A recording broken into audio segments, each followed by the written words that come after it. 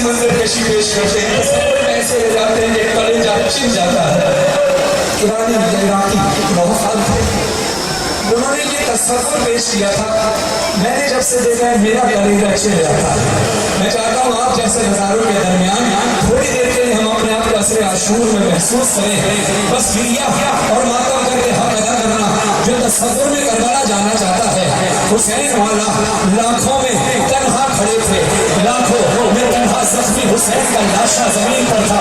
अज़ादारे में मजूर करबला वो मंजर महसूस करने के लिए जो मैं कह रहा हूँ उसके साथ साथ हो करना। देश के सीने पे मातम करो, देश के